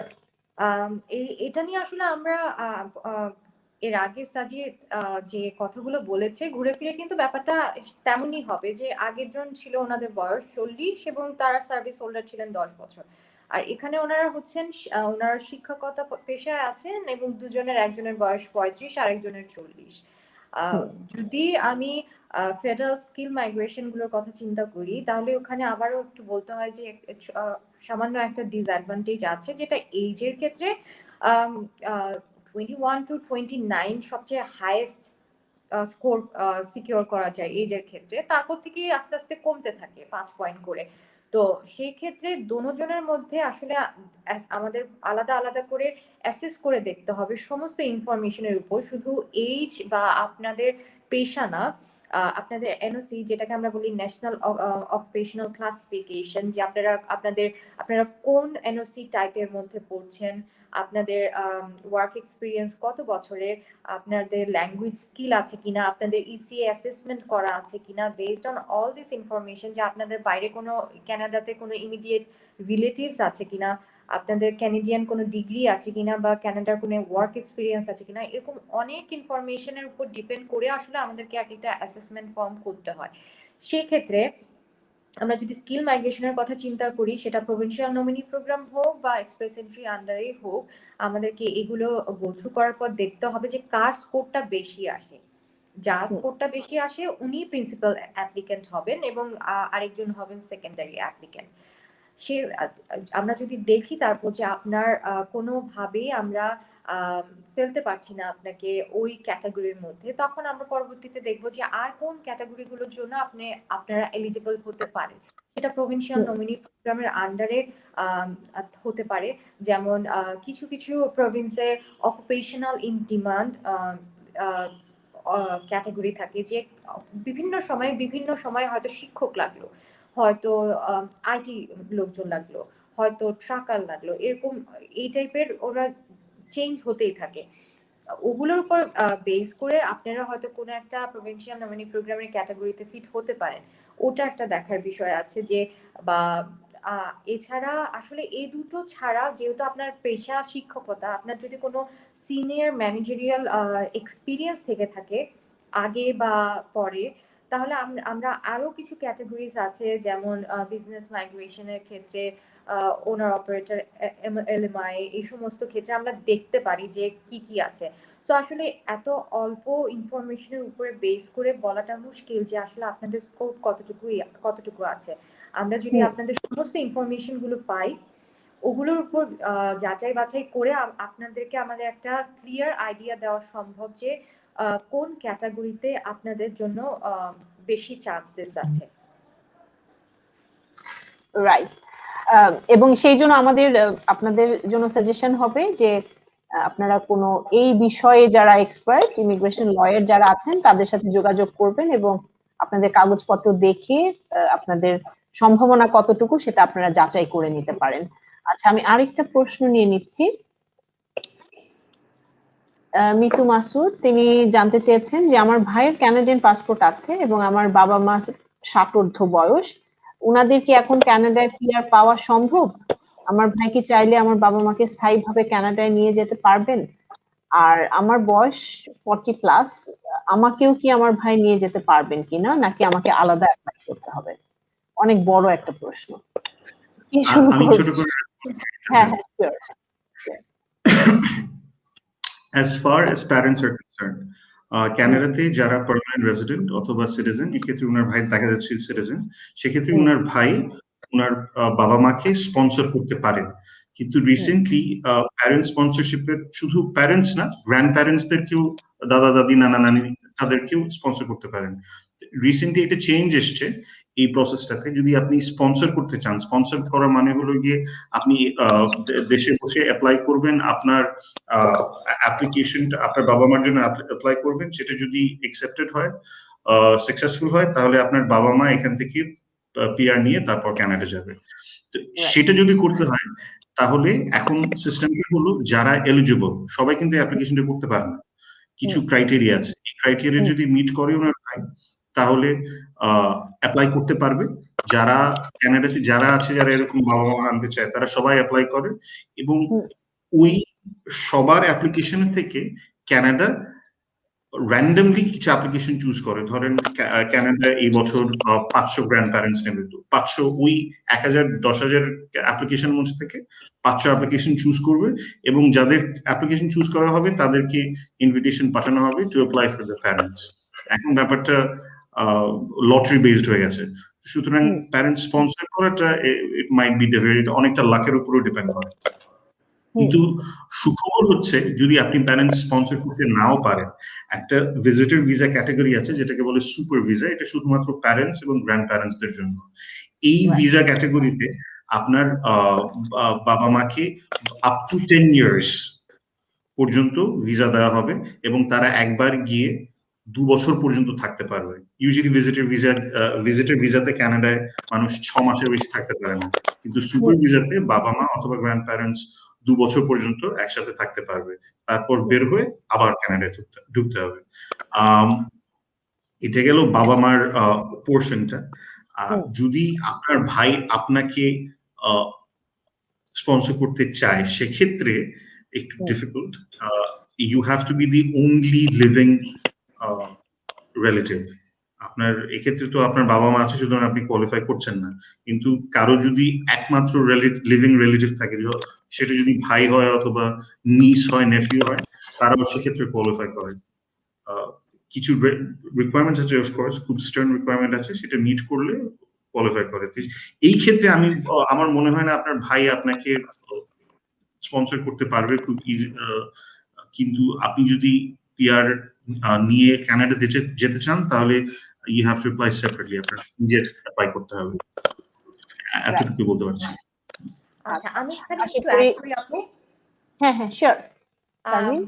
যেহেতু এই বিষয়ে কথা হচ্ছে, অনেকের ওনার মাথায় যেটা এসেছে, আমার যেটা মনে হয় যে উনি জানতে চাচ্ছিলেন যে as a dependent of his parents whether his brother can sponsor him. আপনার বয়সটা যদি 22 বছরের নিচে হতো, এটা আসলে ইন জেনারেল অন্যান্য ভিউয়ার্সদের জন্য, যে আপনার বয়সটা যদি 22 বছরের নিচে হতো, 22 বা 22 বছরের নিচে হতো, তাহলে অ্যাজ এ ডিপেন্ডেন্ট চাইল্ড আপনি আপনার বাবা মার সাথে আপনার ভাই আপনাকেও অ্যাপ্লাই করতে পারতো, কিন্তু এই ক্ষেত্রে করা সম্ভব হচ্ছে না। আর একটু অ্যাড করতে চাচ্ছি যে আমাদের প্যারেন্ট গ্র্যান্ড প্যারেন্টস স্পন্সরশিপটা তো এই 2020-এর নভেম্বর থেকে লটারি সিস্টেমে স্টার্ট করেছে, যার কারণে অনেক বেশি অ্যাপ্লিকেন্টস নেওয়া সম্ভব হয় নাই 2020-এ, যেহেতু এত দেরিতে এটা স্টার্ট করেছে। সো মাত্র 10,000 হয়েছে, কিন্তু 2021-এ 30,000 অ্যাপ্লিকেন্টসের অ্যাপ্লিকেশন অ্যাকসেপ্ট করা হবে। সো আপনার ভাই যদি চিন্তা করে যে তার বাবা মাকে জন্য পিআর এর জন্য অ্যাপ্লাই করতে চায়, স্পন্সর করতে চায়, দেন 2021 would be a very good year for them. Chance নিয়ে দেখা। এখানে আরেকটা জাস্ট মানে আমি আউট অফ কিউরিওসিটি বলছি, এই যে আপনারা বলছেন যে 30,000 এই যে অ্যামাউন্টটা, নাম্বার অফ অ্যাপ্লিকেন্টস, এটা কি পুরো বিশ্বে এটা কি ভাগ করে নেওয়া হচ্ছে, মানে পুরো ওয়ার্ল্ড থেকে টোটাল নেওয়া হচ্ছে না শুধু বাংলাদেশের জন্য নেওয়া হচ্ছে? না, এটা সম্পূর্ণ ওয়ার্ল্ডের থেকে যতজন অ্যাপ্লাই করবেন, এবং এটা হচ্ছে লটারি সিস্টেম, মানে আপনারটা যদি আপনার অ্যাপ্লিকেন্টস নাম্বারটা উঠে লটারিতে, then you are the lucky one. এর আগে ছিল যেটা ছিল যে একটা অল্প কিছুক্ষণের জন্যই অ্যাপ্লিকেশন ফোরামটা খোলা হতো এবং সাথে সাথে সবাইকে তখন অ্যাপ্লাই করা হতো। এটা এত কন্ট্রোভার্সিয়াল হয়েছে যে যার কারণে ওনারা আবার এই লটারি সিস্টেমেই ফেরত গিয়েছে। আচ্ছা, ওকে। সো এটা পুরো ওয়ার্ল্ড থেকে যাচ্ছে, এবং এমনও হতে পারে যে বাংলাদেশের অনেক যদি লাকি হয়, তো যে বাংলাদেশ থেকেও অনেক বেশি, মানে এখানে কোটা সিস্টেমেরও ব্যাপার নাই যে বাংলাদেশ থেকে 100 জন বা ওই দেশ থেকে 100 জন, এরকমও কিছু নয়। তো 30,000 এর মধ্যে 10,000 শুধু বাংলাদেশেও হতে পারে। Right, okay, thank you. আচ্ছা, আমাদের আপাতত আরেকটা কমেন্ট আমি দেখতে পাচ্ছি, এখানে যুক্ত হচ্ছে মামুন। তিনি জানতে চাচ্ছেন যে আমি এবং আমার স্ত্রী দুজনই আর্কিটেক্ট, আমাদের বয়স 35 এর নিচে, এখনো কোনো সন্তান হয় নাই। এই অবস্থায় যদি আমি সপরিবারে কানাডায় স্থায়ীভাবে বাস করতে চাই, তাহলে আমার কি করণীয়? ফার্স্ট অফ অল, আর্কিটেক্ট হিসেবে তাদের পয়েন্ট কিরকম পাবে তারা? ডিপেন্ড করে এটা আসলে গ্রাজুয়েশন করেছেন ওনারা নাকি মাস্টার্স। যে কোনো মাস্টার্স, সেটা যে কোনো সাবজেক্টে হোক না কেন, সেটা যদি ইভালুয়েট হয়ে ক্যানাডিয়ান মাস্টার্স হিসেবেই কাউন্ট হয়, সেক্ষেত্রে ডেফিনেটলি একটা খুব ভালো পয়েন্ট পাবেন ওনারা এডুকেশনের ক্ষেত্রে। আর তারপরেও একই কথা বারবার ঘুরে ফিরে আমরা বলবো যে আরো যত ইনফরমেশন আছে সেটার উপর আসলে বেস করেই আমাদেরকে আমরা অ্যাসেস করতে পারবো যে ওনারা কোন ক্যাটাগরিতে বেস্ট ফিটেড হবেন। এন্ড যেটা ওনাদের মাথায় রাখতে হবে যে আমাদের ল, তারপর মানে ডক্টরস যারা আছেন, আর্কিটেক্ট, এগুলো সবই রেগুলেটরি জব। সো সেটা ওনাদেরকে একটু মাথায় রাখতে হবে যে যদি ওনারা যায় এই বিষয়ে পড়াশোনা করতে চান, তো কানাডাতে যে ধরনের লাইসেন্স প্র্যাকটিস করার জন্য যে লাইসেন্স বা যাই দরকার হোক, সেগুলো ওনাদেরকে ওখানে গিয়ে প্রকিউর করতে হবে। আমি ছোট্ট একটা কথা অ্যাড করি। যেহেতু ওনারা মেনশন করেছেন ওনাদের বয়স 35-এর নিচে, আমি শুধু বলে রাখি 35-এর নিচে বয়স হওয়াটা এটা ওনাদের জন্য একটা বেনিফিট। ওনারা যদি সিরিয়াস হন মাইগ্রেশনের ব্যাপারে তাহলে they should take swift steps. They should speak to somebody sooner rather than later. এটাই। রাইট। আচ্ছা, আমাদের আরেকটা ক্যাজুয়াল কিছু কোয়েশ্চেন্স ছিল, যেরকম মনে করেন যে প্রচলিত ইমিগ্রেশন প্রোগ্রামগুলোর জন্য যারা যোগ্য না, মানে এখানে তো আমরা এতক্ষণ শুনলাম যে যোগ্যতার কথাও আমরা শুনেছি, মাস্টার্স এর কথা, হায়ার এডুকেশনের কথা শুনেছি, ওয়ার্ক এক্সপিরিয়েন্সের কথা শুনেছি, বয়সটা যদি 30 নিচে হয় তাহলে মোর পসিবিলিটি এবং মোর স্কোপ সেটাও শুনেছি।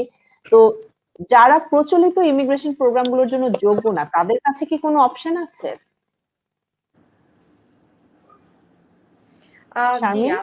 জি আছেন, যদিও ইটস এক্সট্রিম মেজার, মানে আপনার যেহেতু যদি আপনি কোনোভাবে ফ্যামিলি স্পন্সরশিপের জন্য বা অন্য কোনো পিআর ক্যাটাগরিতে বা আর যত ইমিগ্রেশন ক্যাটাগরিতে রেফিউজি হোক না হন, সেক্ষেত্রে একটা একটা ক্যাটাগরি আছে যেটাকে আমরা বলি humanitarian and compassionate consideration under Section 25 of Immigration and Refugee Protection Act এর আন্ডারে আসে, যেখানে এই গ্রাউন্ডে তাদের অ্যাপ্লিকেশন কনসিডার করা হয়, মেইনলি কনসিডার করা হয় যারা কানাডাতে থেকে অ্যাপ্লাই করে থাকেন, তাদের চান্সেস আর বেটার।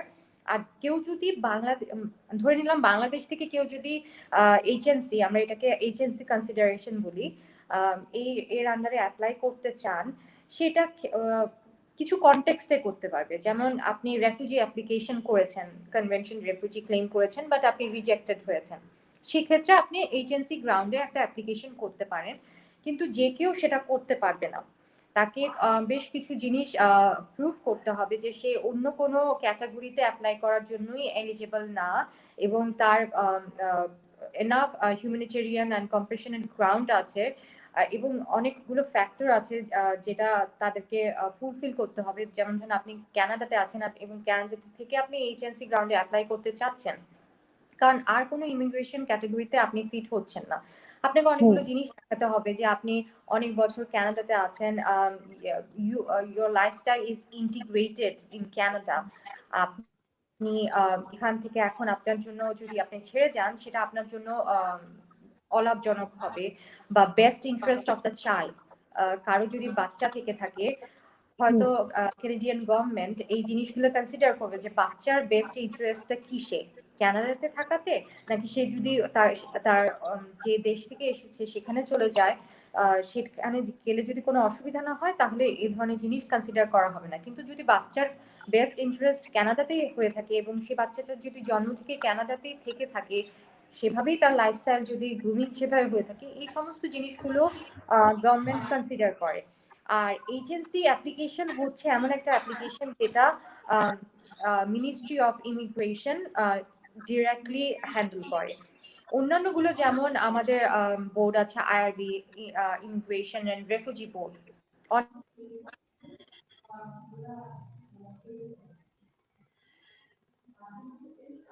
মিনিস্টাররাই হ্যান্ডেল করে থাকেন এই কনসিডারেশনটা। তারাই যাচাই করেন যে তার এই গ্রাউন্ডগুলো কি কনসিডার করার মতো কিনা তার ইমিগ্রেশন সেটেলমেন্টের জন্য কানাডাতে। সো এটা একটা এক্সট্রিম মেজার, যে কেউ গিয়ে এটাতে অ্যাপ্লাই করতে পারে তা না, it's kind of last measure. যদি আপু সময় থাকে আমি একটু অ্যাড করব এক্ষেত্রে। হ্যাঁ, এই ক্ষেত্রে ওই যে আমি ওই ব্যাপারটাও জানতে চাচ্ছিলাম যে যারা ওখানে শরণার্থী হিসেবে তারা মানে যারা রয়ে যায় বা কানাডা, সেখানে কি আচরণ করে, এটা কি এটার সাথে রেলিভেন্ট নাকি এটা সেপারেট? আমি এটা রেলেভেন্ট, কিন্তু আমি আরেকটা ইস্যু মেনশন করতে চাচ্ছিলাম আগের প্রশ্নটাতে, যে যারা প্রচলিত ইমিগ্রেশন প্রোগ্রাম গুলোর জন্য যোগ্য হচ্ছেন না তাদের কাছে কি অপশন আছে। যারা যোগ্য হচ্ছেন না এখন, তাদের কিন্তু এলিজিবিলিটি ইমপ্রুভ করার অনেক অপশনস আছে। যেমন আমি একটু বোধহয় একটু রিপিটেশন হয়ে যাবে, যারা স্টাডি পারমিট নিয়ে ওখানে গিয়ে পিআর নেওয়ার যে রাউটটা, এটা কিন্তু খুবই ইউজফুল। যাদের বয়স একটু বেশি, যাদের আইএলটিএস এর স্কোর একটু কম, যাদের ওয়ার্ক এক্সপিরিয়েন্স একটু কম, তাদের জন্য স্টাডি পারমিটের রাউটটা খুবই ইউজফুল। কারণ ওখানটায় গিয়ে একটা কেনেডিয়ান ডিগ্রি নিলে, কেনেডিয়ান ডিগ্রির সাথে সাথে আপনি 30 পয়েন্ট পাচ্ছেন। তারপর একটা পোস্ট গ্রাজুয়েশন ডিগ্রি থাকলে আপনি একটা পোস্ট গ্রাজুয়েশন ওয়ার্ক পারমিট পাচ্ছেন। তারপর কানাডায় যদি আপনি ওই পোস্ট গ্রাজুয়েশন ওয়ার্ক পারমিট দিয়ে কাজ করেন 1 বছর, তাহলে ওই ক্যাটাগরি, ওই এক্সপিরিয়েন্স ইউজ করে আপনি একটা ফেডারেল ক্যাটাগরি আছে যেটাকে বলে কেনেডিয়ান এক্সপিরিয়েন্স ক্লাস, ওই ক্যাটাগরিতে অ্যাপ্লাই করতে পারছেন। এবং ওটার কাট অফ স্কোর অন্য প্রোগ্রামগুলো থেকে ইউজুয়ালি একটু কম হয়। তো এছাড়াও বিজনেস মাইগ্রেশনের অনেকগুলো অপশনস আছে, যেগুলো আপনি একটু টাকা পয়সা খরচ করলে হয়তো আপনার জন্য ইট মাইট বিকাম ভায়াবল। তো এইচএনসি ইজ এন এক্সট্রিম, যেটা শারমিন বললো, H and C is a very extreme route. কিন্তু যারা এখান থেকে অথবা অন্য কোনো দেশ থেকে নতুন করে যেতে চাচ্ছেন কিন্তু প্রচলিত ইমিগ্রেশন প্রোগ্রাম গুলোতে ফিট হচ্ছেন না, তাদের জন্য কিন্তু অন্য এই অল্টারনেটিভ রাউট গুলো খুব ইউজফুল হতে পারে। আর শরণার্থী নিয়ে কি আমি একটু ব্রিফলি বলবো? হ্যাঁ হ্যাঁ শিওর। আচ্ছা, শরণার্থীরা কানাডা শরণার্থীদের জন্য খুবই এনকারেজিং, খুবই it's one of the best places, it's one of the safest havens for refugees and asylum seekers. তো যদিও সবাই এটা হতে পারে না, মানে জাস্ট বিকজ কানাডা ওয়েলকামিং রেফিউজিদের প্রতি, এর অর্থ এটা না যে আমার কোনো জেনুইন রেফিউজি ক্লেম নেই, আমার কোনো জেনুইন নিড অফ প্রোটেকশন নেই, কিন্তু আমি একটা রেফিউজি ক্লেম করে গিয়ে ওখানটায় বসে যাব, ওখানে গিয়ে আমি কোন রকম টিকে যাব, এই ধরনের চিন্তা ভাবনাটা এটা করা যাবে না। কারণ এটা আগে হয়তো অনেকে করেছে, কিংবা অনেক কারণে কেনেডিয়ান গভর্নমেন্ট এখন অনেক তৎপর হয়ে গেছে। রেফিউজির আইনটাও অনেক স্ট্রিক্ট হয়ে গেছে। কারা অ্যাসাইলাম ক্লেম করতে পারে? কানাডাতে 2 ধরনের মানুষ অ্যাসাইলাম সিক করতে পারে, যারা কনভেনশন রেফিউজি অথবা যারা এই দুটো ক্যাটাগরি, যারা their persons in need of protection. Convention refugee কারা? কনভেনশন রেফিউজি তারাই যারা নিজের হোম কান্ট্রি থেকে বাইরে আছেন এবং নিজের হোম কান্ট্রিতে ফেরত যেতে পারছেন না। কেন পারছেন না? কারণ তাদের একটা লেজিটিমেট, একটা ওয়েল ফাউন্ডেড ভয় আছে যে হোম কান্ট্রিতে ফেরত গেলে তারা পারসিকিউশনের শিকার হবেন। পারসিকিউশনটা কেন? ওনাদের জাতি, ধর্ম, রাজনৈতিক মতামত, অথবা ওনাদের জাতীয়তা, অথবা ওনারা কোনো সামাজিক দলের অংশ, যেমন they belong to a group that has a particular sexual orientation, maybe they belong to LGBT community। এই ধরনের কারণে ওদের যদি একটা well founded fear of persecution থাকে, তাহলে they are good candidates for making a refugee claim. তারা একটা কনভেনশন রেফিউজি ক্লেম ওরা করতে পারে। অথবা এমন কেউ যদি থাকে যারা নিজের দেশের বাইরে আছে এবং নিজের দেশে ফেরত যেতে পারছে না এই ভয়ে যে দেশে গেলে তাদেরকে টর্চার করা হবে, তারা টর্চারের শিকার হবে, ইদার প্রাইভেট এজেন্ট দ্বারা অথবা গভর্নমেন্ট এজেন্ট দ্বারা, গভর্নমেন্টের অ্যাক্টরস দ্বারা তারা টর্চারের শিকার হবে, অথবা তাদের জীবনের কোনো ঝুঁকি আছে নিজের দেশে ফেরত গেলে, অথবা তাদের আনইউজুয়াল অথবা ক্রুয়েল কোনো পানিশমেন্ট তাদের ফেস করতে হবে। যেমন কিছু দেশে আছে যে একটা ব্লাসফেমির ল আছে, যে অল্প অফেন্সের জন্য, ছোট অফেন্সের জন্য অনেক গ্রেভ পেনাল্টি আছে। যেমন ব্লাসফেমির কারণে মৃত্যুদণ্ড দেওয়া হয় কিছু কিছু। তো সেক্ষেত্রে, অথবা মিউটিলেশন করা হয়, সেক্ষেত্রে এই পানিশমেন্ট গুলো ক্রুয়েল এবং আনইউজুয়াল। এই ধরনের পানিশমেন্টের যদি কোনো সম্ভাবনা থাকে, তাহলে ওই মানুষটা একটা প্রোটেকশনের জন্য কানাডায় ক্লেম করতে পারে। কারা পারে না, এটা আমি একটু ছোট করে বলি। যারা অন্য কোনো দেশে কনভেনশন রেফিউজি হয়ে গেছে তারা পারে না, যারা একবার অ্যাপ্লাই করেছে তারা পারে না, যারা ইউনাইটেড স্টেটস দিয়ে ল্যান্ড বর্ডার দিয়ে যাচ্ছে তারা পারে না, যাদের কোনো সিকিউরিটি গ্রাউন্ড আছে, যেমন তারা অন্য কোনো দেশে কোনো টেররিস্ট অর্গানাইজেশনের মেম্বার ছিল, অথবা তাদের একটা সিকিউরিটি রিস্ক, তাদের ক্রিমিনাল ব্যাকগ্রাউন্ড আছে, এই ধরনের মানুষটা পারে না। রাইট, এটাই ব্রিফলি। রাইট, হ্যাঁ, আজকে অনেক কিছু জানতে পারছি। আরেকটা আমার জানার একটা কৌতূহল হচ্ছে যে কানাডায় যারা শুধু কাজ করতে যেতে চায় তারা কি যেতে পারে? হ্যাঁ, অ্যাবসলিউটলি কানাডায় মানে ওয়ার্ক আই থিংক পারমিট যেটাকে বলছে না? Sharmin was about to answer that. No it's alright. আচ্ছা, আম, অবশ্যই যেতে পারে ওয়ার্ক পারমিট নিয়ে, যদিও it's actually little difficult to get a job offer letter sitting here in Bangladesh. পায় না তা আমি বলছি না, কিছু কিছু জবের ডিমান্ডস আছে, যেমন আইটি রিলেটেড জব, বা কিছু স্কিল ট্রেড জব আছে, যেমন প্লাম্বিং, ওয়েল্ডার, এই টাইপের জবের অফার যে একেবারে পাওয়া যায় না তা না, সেটা যায়। আর কানাডার ওয়ার্ক পারমিট টেম্পোরারি, মানে ফরেন ওয়ার্কার যেটা আমরা বলি, যাদেরকে নেওয়া হয়, সেই প্রসেসটা আসলে দুইটা স্টেপে ভাগ করা। আপনি শুধু একটা জব অফার লেটার পেলেন, দ্যাট ইজ নট এনাফ। কারণ যে এমপ্লয়ার আপনাকে জব অফার লেটার দিবে, সেই এমপ্লয়ারকে নিজে লেজিটিমেট হতে হবে, নিজে একজন এলিজিবল এমপ্লয়ার হতে হবে, কারণ তাকে অ্যাপ্লাই করতে হয় এলএমআই এর জন্য। এলএমআই কি, সেটা হচ্ছে লেবার ইমপ্যাক্ট অ্যাসেসমেন্ট, যে আমার নিজের দেশে লেবার কন্ডিশন কি, সবাইকে এমপ্লয়েড, আনএমপ্লয়মেন্ট রেট কি, আমি যে ফরেন ওয়ার্কারটাকে আনার চেষ্টা করছি, সেটা কি, আমি এই ঘাটতিটা কি আমার নিজের দেশের লোককে দিয়ে পূরণ করতে পারি কিনা, এই জিনিসগুলো প্রুভ করতে হবে এমপ্লয়মেন্ট সোসাইটি অ্যান্ড ডেভেলপমেন্ট ডিপার্টমেন্টকে, কানাডার, তাদের কাছে এলএমআই এর জন্য অ্যাপ্লাই করতে হয়। যদি একজন employer based on his like business, type of business, কত বছর ধরে বিজনেস করছেন, সেই বিজনেসের টার্নওভার কি, এগুলোর উপর ডিপেন্ড করে সে যদি এলিজিবল হয়, তাহলে সে একটা এলএমআই পেতে পারে। একবার যখন উনি এলএমআই পায়, তখন সে এলএমআই, পজিটিভ এলএমআই নিয়ে এবং জব অফার নিয়ে এমপ্লয়িকে এবার ওয়ার্ক পারমিটের জন্য অ্যাপ্লাই করতে হয়।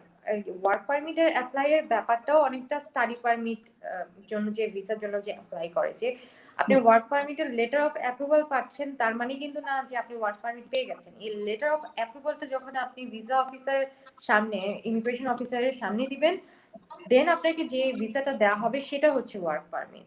সো এই হোল প্রসেসটা হয় আসলে এই দুইটা ধাপে। ফার্স্টে আপনি জব অফার পাবেন, এলএমআই সিকিউর করা হবে, এন্ড দেন আপনি ওয়ার্ক পারমিটের জন্য অ্যাপ্লাই করতে পারবেন, which is a very, আমি বলবো না it's a easy one, it's a complicated one, and I would always suggest somebody to get expert help while doing this, employer কেউ এবং এমপ্লয়ি কেউ।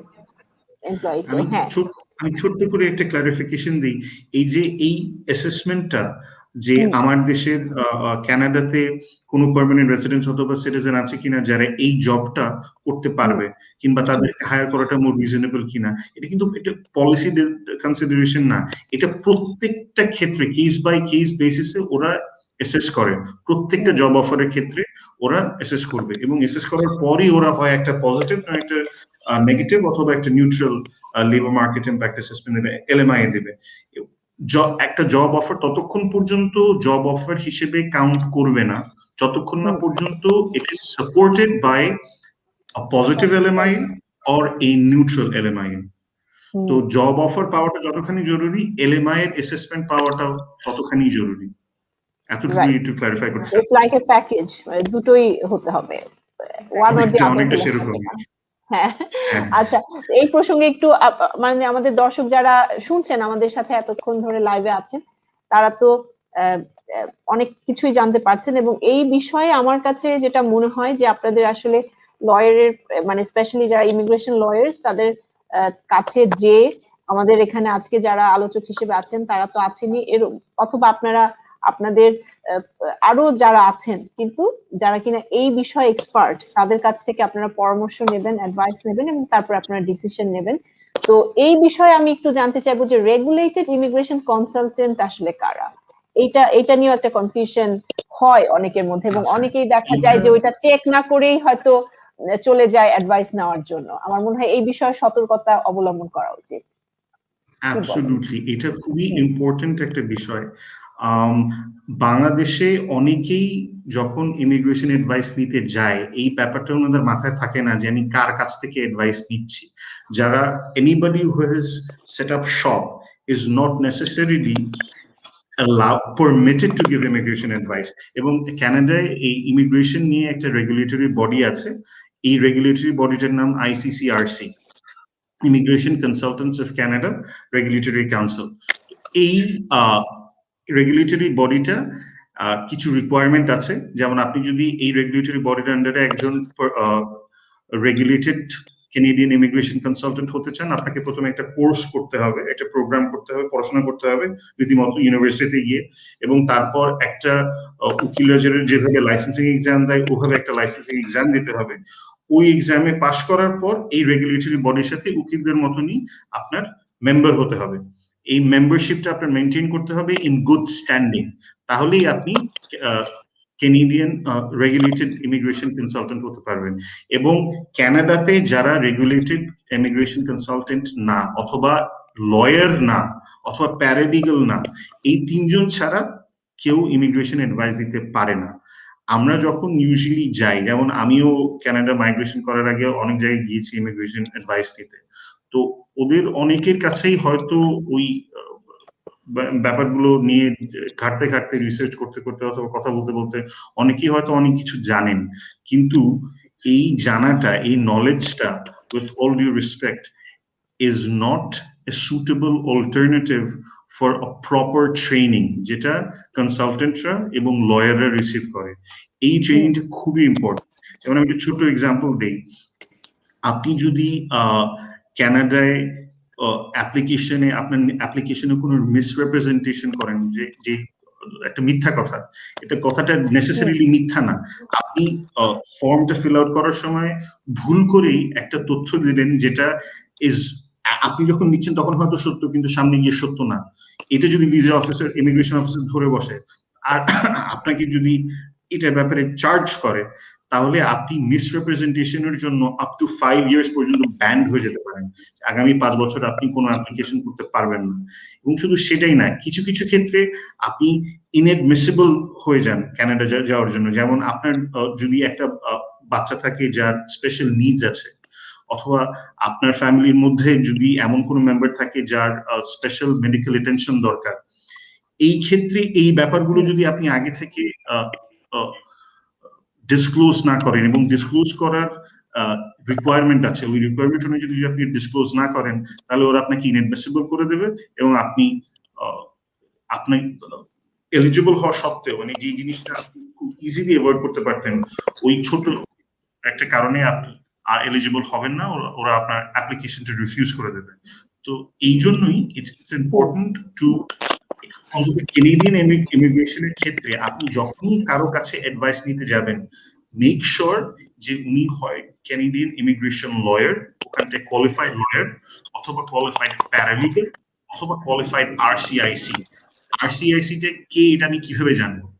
ওই আইসিসিআরসি ওয়েবসাইটে গিয়ে একটা পেজ, ওয়েবসাইটের মধ্যে একটা পেজ আছে, ওখানটায় গিয়ে নামটা লিখলেই চলে আসবে। যেমন আমার নাম লিখলে অথবা শারমিনের নাম লিখলে ওই আমাদের আরসিআইসি নম্বর সহ চলে আসে। তো আপনি যখন কারো কাছে অ্যাডভাইস নিতে চাচ্ছেন, you have to make sure যে তারা রেগুলেটেড, তারা লাইসেন্সড আরসিআইসি, এবং তাদের নামটা ওই ওয়েবসাইট থেকে দেখা যাচ্ছে। এতটুকু বলতে চাচ্ছি। অ্যাবসলিউটলি। শারমিন কিছু অ্যাড করতে চাচ্ছেন? আমরা একদম শেষ পর্যায়ে চলে এসেছি। আর কোনো বিষয় যদি মনে করেন যে দর্শকদের নলেজে থাকা দরকার, বা কিছু অ্যাড যদি করতে চান, আপনি করতে পারেন। শারমিন। আমি সেটাই রিপিট করব যেটা এতক্ষণ সাজিদ বললেন, যে how it is important to get a service from a regulated person. আমি এখানে অনেক ঘটনা শুনেছি যে মানুষজন মানে চোখ বন্ধ করে এমন অনেক মানুষের কাছে লাখ লাখ টাকা দিয়ে দিচ্ছে ইমিগ্রেশন সার্ভিস পাওয়ার জন্য, কিন্তু কিছুদিন পরে ওই জায়গাগুলো আর নেই। সো এগুলো আসলে আপনারা তো টাকা খরচ করে লিগ্যাল অ্যাডভাইস নেন বা আপনার অ্যাপ্লিকেশন প্রসেস করেন, যাই করেন, আপনি তো টাকা কেউ আপনাকে ফ্রিতে করে দিচ্ছে না, আপনি করছেন। সো অ্যাটলিস্ট মেক শিওর করেন যে যাদের কাছে করছেন তারা যেন রেগুলেটেড, রেজিস্টার্ড, যে তারা যদি তাদের কোনো মিসহ্যাপের জন্য যদি আপনি কোনো কিছু সাফার করেন, তাহলে এমন কোথাও আছে যেখানে গিয়ে আপনি তাদের কাছে তাদের নামের এগেনস্টে কমপ্লেইন করতে পারেন, তাদের এগেনস্টে ডিসিপ্লিনারি অ্যাকশন নেওয়া পসিবল হয়। সো আমি এটাই বলবো যে আপনারা যখন টাকা খরচ করে এই ধরনের সার্ভিসগুলো নেবেন, প্লিজ মেক শিওর আপনারা রেগুলেটেড লোকজনের কাছেই যান, সেটা আমাদের হোক বা আমাদের মতো যারা আরো রেগুলেটেড কনসালটেন্ট আছে তাদের কাছে গিয়ে আপনারা এই ইমিগ্রেশন সার্ভিসগুলো নিন। অ্যান্ড হোপফুলি আমরা আজকে আপনাদেরকে যে ইনফরমেশনগুলো দিয়েছি সেগুলো আপনাদের কিছু হলেও হেল্প করেছে। আদার দেন দ্যাট, আপনাদের যদি কখনো কোনো ধরনের ইমিগ্রেশন সার্ভিস বলেন বা কাউন্সিলিং দরকার হয়, please reach out to us. আমাদের কোম্পানির নাম হচ্ছে Eklara immigration services, both of our partner of the company. So thank you for being with us and giving us the opportunity to say whatever we wanted to. Thank you, Apu. Thank you প্রিয় দর্শক, আজকে আমরা অনেক কিছু জানলাম। আপনাদের যদি আরো এই বিষয়ে বিস্তারিত জানার প্রয়োজন হয়, শারমিন তো বললেনই তাদের ফার্মের নাম তো দিয়েছেন, কিন্তু এই ধরনের আরো অনেক ইমিগ্রেশন কনসালটেন্সি ফার্ম রয়েছে, কিন্তু মেক শিওর যে তারা যেন ফেক কনসালটেন্ট না হন, তারা যেন রিয়েলি যেই সাজিদ খুব সুন্দর করে তাদের মানে কিভাবে আপনি পরীক্ষা করে নেবেন সেটার উপায়ও বলে দিয়েছে, যে তাদের কোন নির্দিষ্ট ওয়েবসাইটে যে চেক করা যেতে পারে যে ওনাদের সেই পারমিশনটা আছে কিনা। সো আপনারা অবশ্যই আপনাদের এত কষ্টের রোজগারের টাকা যখন আপনারা খরচ করবেন তখন মেক শিওর করবেন যে আপনি সঠিক জায়গায় সেটা খরচ করছেন কিনা। আদারওয়াইজ দেখা যাবে যে they will take your money and submit fake documents to Canadian immigration, এবং এটা আপনার লাইফটা ডিস্ট্রয় করে দিতে পারে in future. So barrister Sajid, thank you so much আমাদের সাথে যুক্ত হওয়ার জন্য, এবং অ্যাডভোকেট শারমিন আলম আপনাকে অসংখ্য ধন্যবাদ জানাচ্ছি। যারা আজকে আমাদের স্টুডিওতে এসে প্রশ্ন করেছেন তাদেরকে ধন্যবাদ জানাচ্ছি, যারা লাইভে ছিলেন আমাদের সাথে এতক্ষণ তাদেরকেও অসংখ্য অসংখ্য ধন্যবাদ জানাচ্ছি। দেখা হবে আগামী সপ্তাহে বৃহস্পতিবার রাত 9টায়। শুভরাত্রি।